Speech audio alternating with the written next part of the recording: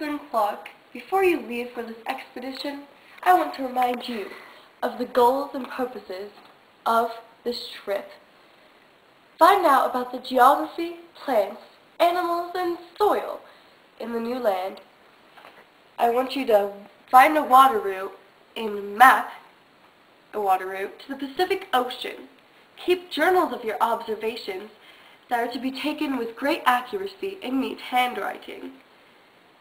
Take notes of the land's economic potential, and last, but certainly not least, set up good relations with the natives.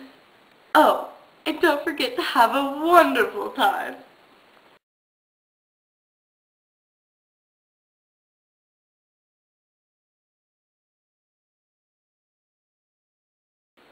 Thomas Jefferson, we're back! It's been over 2 years. What a long time.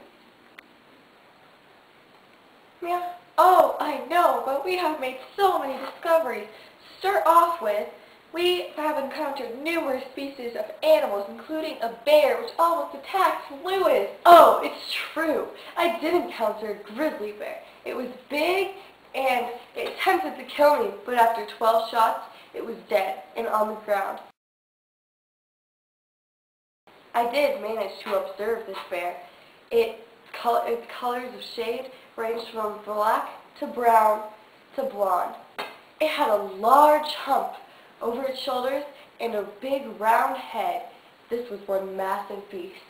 Another spine-tingling creature we saw was the deadly rattlesnake.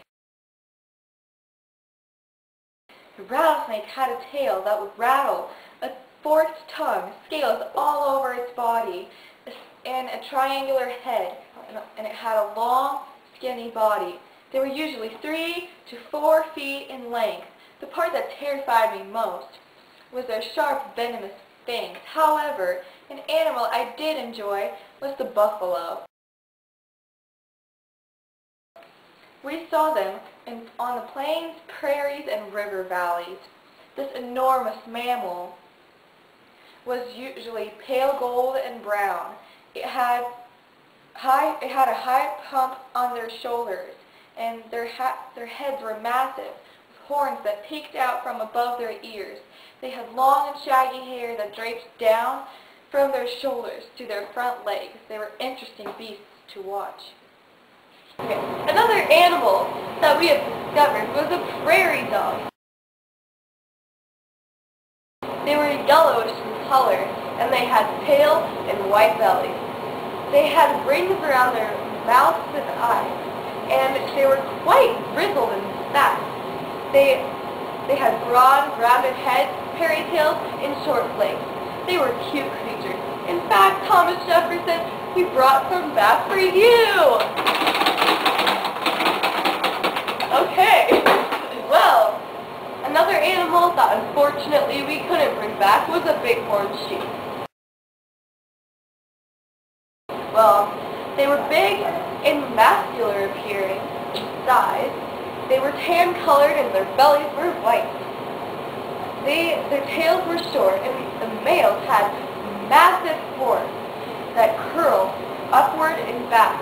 The females, however, had horns, but they were shorter than the males. They were expert climbers, and they were found on cliffs and grassy foothills.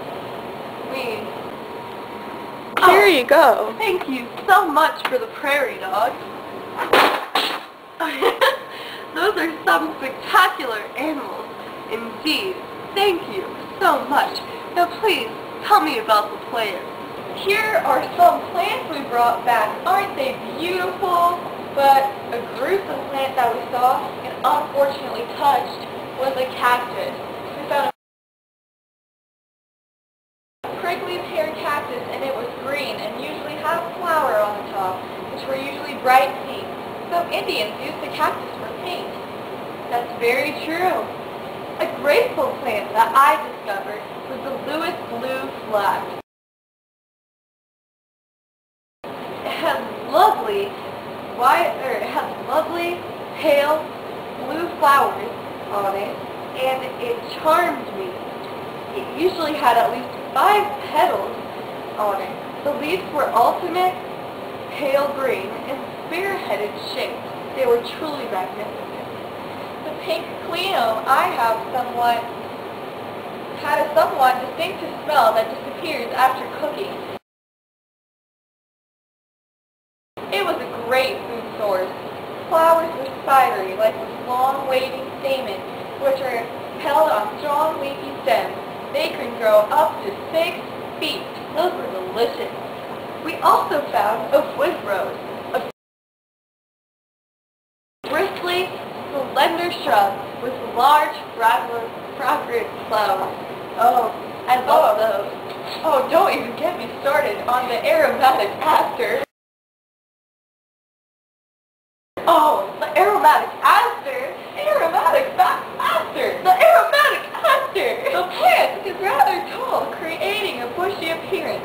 The slender stems are rather stiff. They're daisy-like. Each flower consists of about 20 to 35 blue, violet, and purple ray florets that surround numerous rounded florets that are yellow and amber. There is no floral scent whatsoever. Oh, the weather was excruciating. I hated the weather. Oh, tell me about it. That was terrible. Yes, it was. Oh my gosh, it just made the trip so much harder. There were frequent thunderstorms that had startling lightning which lit up the sky. That was beautiful. There were heavy rain showers, and it was so rarely dry. The crashing and the booming of the thunder was terrifying. The hail was hard and cold, and it was so painful when it struck our skin. I hated the weather. It was very painful. Oh, it was quite frightening. I hated it so much. The rain, the thunder, the rain, the hail. The fog was so thick. We barely made it through. You couldn't even see your own hand if you put it right in front of your face. Sandstorms that carried clouds of sand and dust through the air that just stung your face and eyes. Oh, how painful. I hated the sandstorms. With the rain, we were never dry. Don't you just remember it like it was yesterday? It was.